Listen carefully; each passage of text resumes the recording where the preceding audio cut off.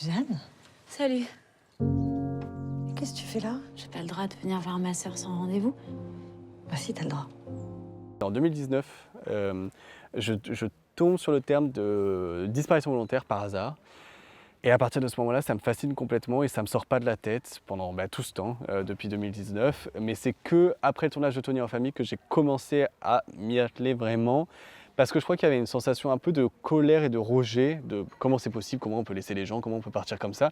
Et au fur et à mesure de temps, au fur et à mesure de maturer le sujet, ça s'est transformé. En fait, le vrai sujet du film est né, c'est comment, voilà, qu'est-ce qui se passe pour ceux qui restent, comment on construit une famille avec cette place qui manque. Comment on raconte un drame inversé, comment on commence par le pire et on va vers la lumière. Et voilà, en fait, c'est pas un film sur les disparitions volontaires. Les disparitions volontaires, c'est ce qui m'a ému, c'est ce qui m'a amené vers ce film. Et le cœur de ce film, c'est un film de famille, c'est une histoire de famille, c'est une histoire de lumière qu'on retrouve. J'en avais besoin, tu vois. Je voulais pas faire un thriller très triste. C'est un film, je crois, qui porte une certaine tristesse, mais je crois quand même qu'il va de plus en plus vers la lumière, vers un épanouissement, en tout cas. Ça va les enfants? Vous êtes grands. Salut. On vient s'incruster, ça te dérange pas? Vous voulez dormir ici? Ouais.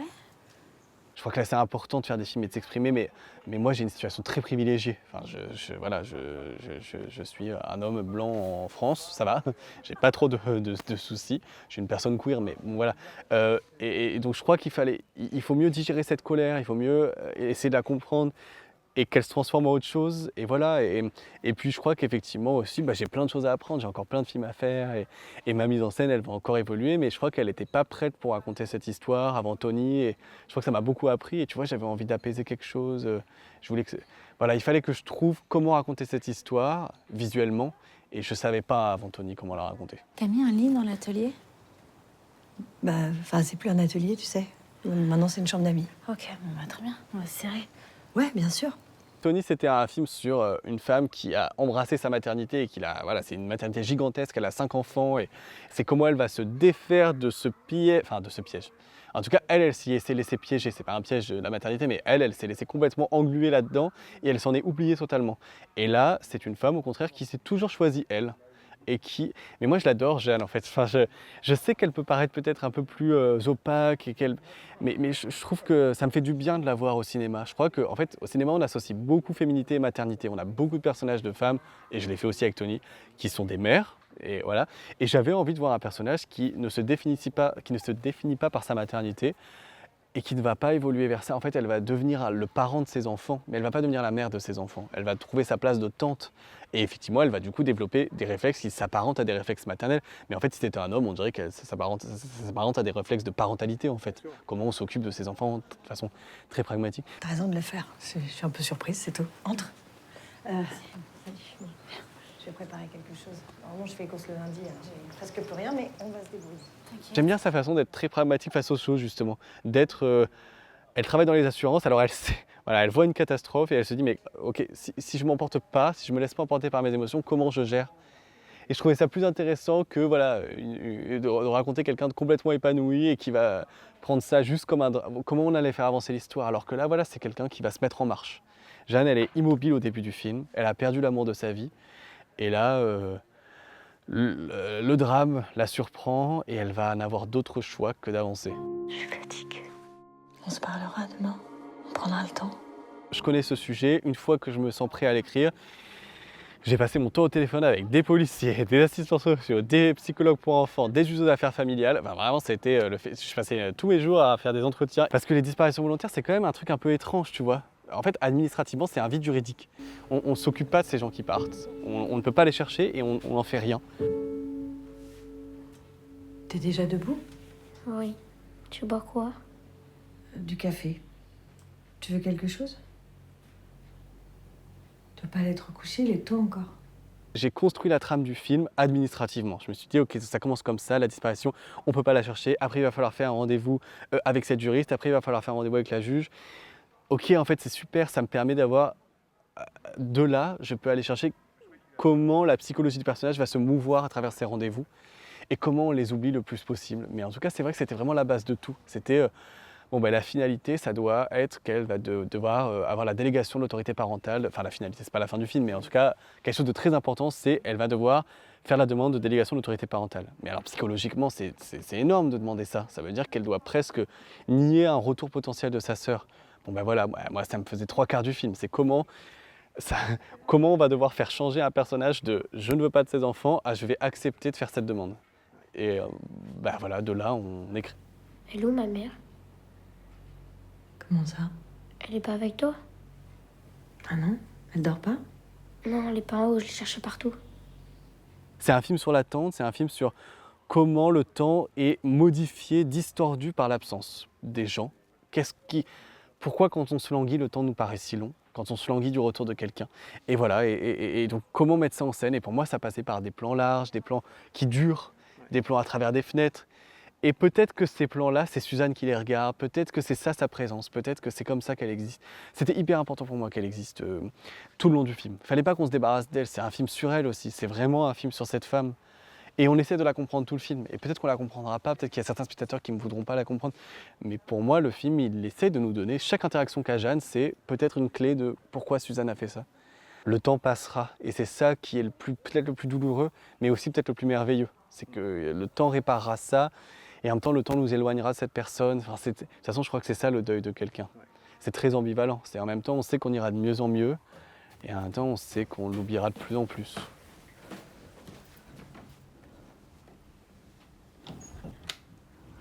Ça qui est hyper intéressant au cinéma.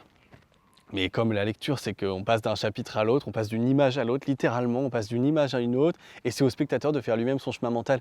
Et c'est ça aussi où j'ai commencé à le comprendre, c'est que, en fait, quoi qu'il arrive, le spectateur, il aura un travail à faire, que ce soit la scène d'après, qui se passe le jour d'après, ou que ça se passe le mois plus tard, il va faire un travail lui-même de construction, de puzzle. Et j'aime bien les films qui paraissent comme des fragments de vie un peu longs, et on se dit, on a vécu avec ces personnages, et là, c'est 9 mois.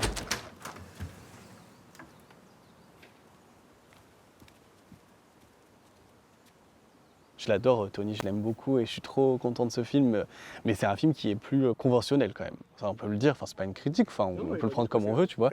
Mais voilà, et là, effectivement, je savais que j'avais envie d'aller vers un geste plus personnel et d'exprimer quelque chose de plus fort en mise en scène, plus fort pour moi. Et effectivement, parfois, je me disais, oh là là, alors ce plan, peut-être que les gens ne le comprendront pas du tout. Et en même temps, c'est ça aussi où il faut, voilà. En fait, il faut savoir assumer ses responsabilités. Si on veut faire un film avec plus de vision, si on veut aller plus loin dans ce qu'on ressent nous, peut-être que ça laissera des gens sur le côté ou pas. En fait, mais c'est vrai que c'est plus effrayant. En fait, il y a quelque chose de rassurant à faire un produit que les gens attendent, alors que faire quelque chose qui nous est très personnel et le faire comme on veut, c'est sûr que c'est plus angoissant. Avec mon chef-op, tout le long, il me disait « mais est-ce que ça, c'est vraiment ce que tu veux faire ?» Je réfléchissais, je disais « oui, ok, c'est ça. » Et je crois que c'est le plus important. Et action! Action! Je peux prendre celui-là aussi? T'en as besoin. Pour dessiner, c'est des jolies couleurs. Il faut qu'on arrête de réfléchir à des films sur petit écran. En fait, je crois que c'est ça aussi qui fait qu'on pense beaucoup au portrait, et c'est ça que j'avais trop cette chose en tête pour Tony. Je me disais, les gens, ils vont regarder sur petit écran, il faut qu'ils voient Tony. Alors en fait, non. Les gens, ils verront ce film au cinéma, ils vont aller au cinéma. Très bien. Et au cinéma, un plan large, on voit le personnage, on n'a pas besoin de s'en approcher tout autant. Et je crois que ça ne nous éloigne pas d'eux, au contraire. Moi, je ressens quelque chose de vraiment bouleversant devant des films comme Yi, justement, qui sont souvent très à distance. Bonjour, vous êtes bien sur la messagerie de Suzanne. Laissez-moi un message et je vous rappellerai. Il y a notre valise près du canapé.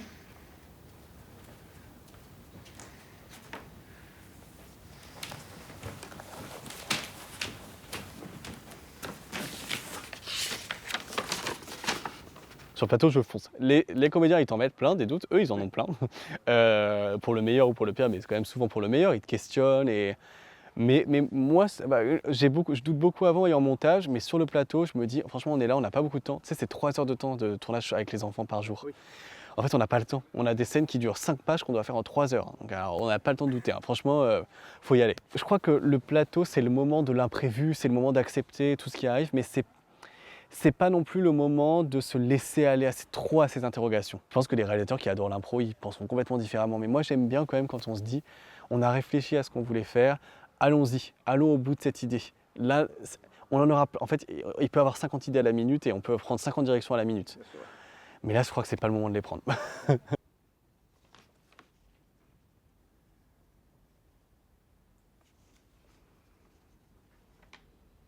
J'adore Camille, elle est tellement intelligente, elle a une lecture tellement fine des choses. C'est ça quand je disais c'est la place pour l'imprévu aussi, c'est qu'effectivement elle arrive et elle me dit ah bah là, attends, là je suis pas sûr de ce que je dois dire, pourquoi je dois dire ça à ce moment-là, et on discute et je crois que c'est important, mais tout ce qu'il faut c'est clarifier qu'on est dans la même direction. Parce que c'est effectivement si on emprunte des directions différentes, ça c'est le pire. Et moi mon travail, j'ai l'impression en tant que réalisateur, c'est être sûr que tout le monde prenne mon cap. Et peut-être que je peux l'affiner avec les remarques des autres, mais en tout cas ça doit être le mien quoi qu'il arrive. Justement, c'est qu'il faut qu'il y ait ce craquage, que tu l'accompagnes. Vous pouvez dormir ici si tu veux. Ok. Ok, ouais, t'as raison. Ouais. Ça peut être beau justement, ouais. Vous regardez. Ouais, t'as raison. Je vais aller chercher les enfants là. J'ai complètement écrit en pensant à Camille. En fait, j'ai écrit Tony pour elle, mais avec ce que je connaissais d'elle virtuellement, pas à travers mon écran, dans ses interviews, dans ses films.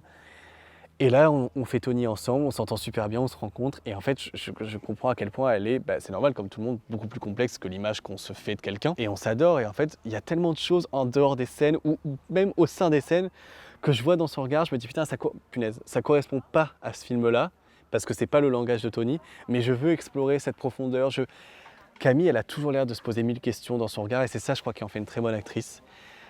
Au sein des scènes. Elle alimente le personnage d'une intériorité qui est vraiment bouleversante.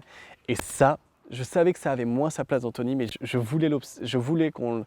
Et c'est pour ça que j'ai écrit Jeanne en pensant à elle, et pour elle, parce que je voulais un personnage plus intérieur, qui permet d'exprimer cette intériorité qu'elle a, Camille. Et je trouve ça bouleversant. Puis c'est génial de travailler avec une amie, franchement...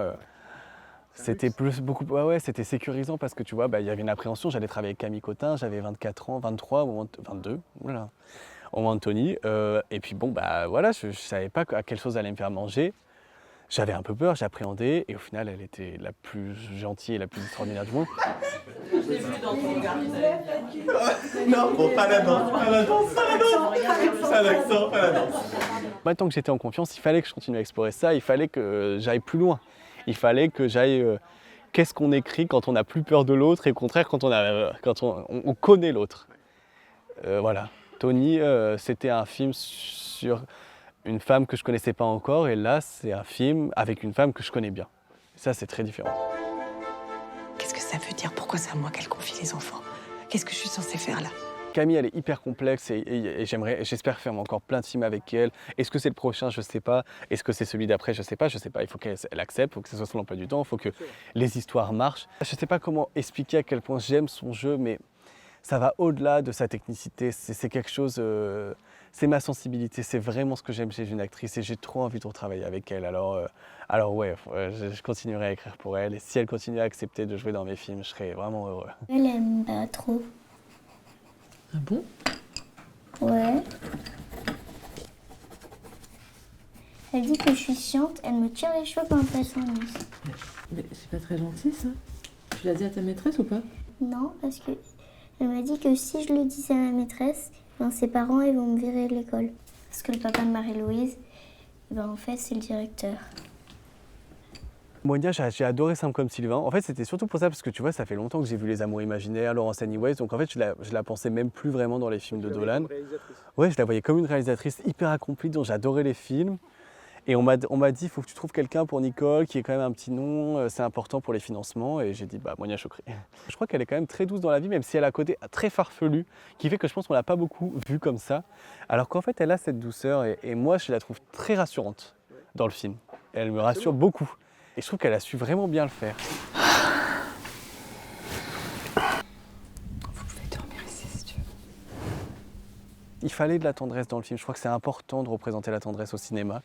Et elle a cette tendresse-là. Et j'étais fier d'avoir une réalisatrice comme elle. Franchement, Simple comme Sylvain, c'est trop la classe. C'est un film génial. J'étais trop fier de l'avoir dans le film. J'aime bien que Nicole, c'est plus sur elle parce que c'est ses paysages, parce que ça la ramène à des trucs de à son blocage, mais pas sur eux. Je pense que ça va être très beau. Je sentais son regard qui était différent. Je sens que c'est une actrice-réalisatrice. Mais quand même, elle devient vraiment actrice. J'ai l'impression qu'elle se laisse faire. Elle est très coopérative. C'est pas une contrôle fric et elle se prend pas pour la réalisatrice de ce film, quoi. Moi j'aimais bien, j'avais une actrice que j'adore, une réalisatrice que j'adore et une chanteuse que j'adore, Juliette Armanet. Et j'adorais cette idée-là. Koreeda, il fait beaucoup ça, il y a beaucoup de chanteuses très connues au Japon dans ses films. Je trouve ça super de se dire qu'on peut aller au-delà du cinéma, au-delà des acteurs, voilà, Juliette Armanet, elle ressemble à Camille Cotin, alors pourquoi elle serait pas sa sœur dans un film? Et voilà, ça marche. J'ai l'impression que votre sœur, elle était à bout et qu'elle est partie. Suzanne? Ça ressemble plus à une disparition volontaire qu'à une disparition inquiétante. Donc vous allez pas aller la chercher? Non.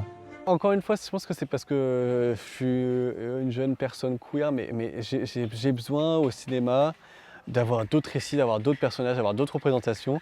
Et j'avais envie de faire un film, ce soit que les femmes et les enfants. Et les queers du coup, parce que le personnage de Camille est lesbienne et Suzanne Monia, fatalement c'est son ex-femme. J'avais envie d'un film hyper sécurisant pour moi, et je dis pas qu'un film avec des hommes c'est pas sécurisant, loin de là, en fait il n'y a pas de contre, c'est pas contre, c'est juste, là j'avais envie de faire une œuvre dans laquelle je peux me retrouver et me dire, je me sens vraiment bien, je me sens bien, je me sens en totale sécurité avec ces femmes là. Et Guillaume, c'est le seul homme du film et il ne sert pas à grand chose. Enfin, son personnage est hyper important, ce que je veux dire c'est que il ne peut pas l'aider, donc il ne lui sert pas, elle n'a pas besoin de lui. Tout laisse à penser que Suzanne est en pleine possession de ses moyens, qu'elle est seule et qu'elle a choisi ce départ. Et c'est ça que je voulais, c'est qu'on croit que ça va être un peu l'homme sauveur qui va lui dire comment faire, ben en fait non. Et c'est pas pour ça qu'il n'est pas important. Et moi j'étais trop content de retrouver Guillaume, mais c'est pas grâce à un homme qu'elle va résoudre cette histoire. Je me suis dit que peut-être tu voulais pas nous voir. Ah mais non, mais pas du tout. Ben ça se peut. Regarde la preuve, Suzanne, elle veut pas nous voir. C'est pas à cause de vous. C'est hyper stimulant de travailler avec des enfants ou des acteurs ou des jeunes acteurs parce qu'ils ont cette candeur qui est franchement, ils se laissent complètement aller dans ce qu'ils sont en train de faire, ils se posent très peu de questions et parfois, et j'adore tout autant de travailler avec Camille, en fait c'est tout l'extrême inverse. Camille elle se pose beaucoup de questions, elle est très psychologisante et c'est génial parce que c'est passionnant et moi ça m'apprend plein de choses sur le film et en même temps j'adore aussi travailler avec des enfants qui sont plus, voilà ils font le film et puis ils comprennent pas toujours ce qui est en train de se passer. Mais c'est pas grave parce qu'ils ont envie de le faire, ils sont contents de le faire. Et du coup, on est plus proche d'une véracité. On est moins sur qu'est-ce que ça veut dire, mais plus comment on l'exécute. S'il te plaît. Je t'ai dit non. Elle te dit que Suzanne, elle les aura acheté les fiches. Arrête de l'appeler Suzanne, toi. Ça suffit, là, tu vas me rendre folle. Je veux plus vous entendre tous les deux, De toute d'accord? façon, t'es riche, ça te fait quoi de lui acheter 3 fiches de couleur? Tu dis tout le temps non. Ils sont très intelligents, mais avec eux, voilà, pour être sûr qu'ils comprennent, je jouais la scène avec eux et souvent on faisait en perroquet. Après, j'enlevais ma voix au montage, mais moi je dis les phrases qu'ils doivent dire, du ton qu'ils doivent le dire. Et après, ils répètent et ils se laissent guider comme ça. C'est très plaisant de travailler avec eux. Je sais que c'est difficile à concevoir, mais parfois on peut laisser les gens qu'on aime par amour. Maman, c'est toi? La scène où ils reçoivent un coup de fil dans le film, les deux enfants, ils sont seuls à la maison. Et ils reçoivent un coup de fil. C'était très fort à tourner ce moment-là et très triste. Toute l'équipe pleurait. Moi, ça m'a bouleversé la façon dont elle appelle sa mère au téléphone. En fait, elle croit que c'est sa maman. On ne sait pas dans le film si c'est sa mère ou si c'est pas sa mère. Et lui aussi, en fait, lui, il est persuadé que c'est sa mère et elle est persuadée que c'est pas elle. Et elle dit juste maman. Et je trouvais ça trop bouleversant la façon dont elle le faisait. Et en même temps, eux, ils adoraient, ça les faisait énormément rire de jeter le téléphone par terre. Mais alors, chaque prise, c'était le grand fou rire. Et du coup, tout se dédramatisait. Et c'est là qui est la force de tourner avec des enfants, c'est qu'on est très vite ramené à la réalité on est en train de tourner une fiction. Et c'est pas grave. Et voilà, il y a un truc de dédramatiser le cinéma, quoi. C'est pas si important que ça. Et en même temps, pour nous, pour tous les téticiens et pour moi, c'est le truc le plus important du monde. Et pour eux, c'est vraiment très drôle de jeter un téléphone par terre. C'est pas si important que ça. Ça fait du bien. Parfois, on ne voit pas d'autre choix que de s'éloigner pour ceux qu'on pense être leur bien. Ça a été vraiment très fort. Et la scène dans la baignoire entre Camille et la petite fille dans la baignoire et Margot. Ouais, c'est pareil. Il y avait l'investissement de Camille et la légèreté de Nina qui adorait réciter ses répliques. C'était fort. Et la neige qui est tombée par hasard. Et ouais, c'était vraiment le hasard le plus total. On tournait, la neige était dehors. C'était l'hiver dans le film et j'ai dit à toute l'équipe, faut qu'on arrête tout, faut qu'on aille dehors. Manoa vient et je le voyais courir sur la neige. Et il était trop content et je courais avec lui. Et c'était vraiment un beau moment. Et je crois que dans le film, on sent sa liberté à ce moment-là et ça me fait plaisir. Est-ce que vous arrivez à entendre ça ?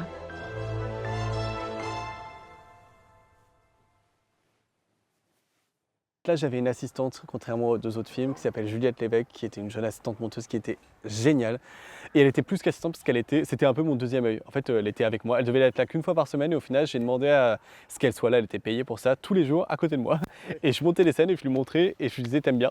Et elle me répondait franchement oui, non.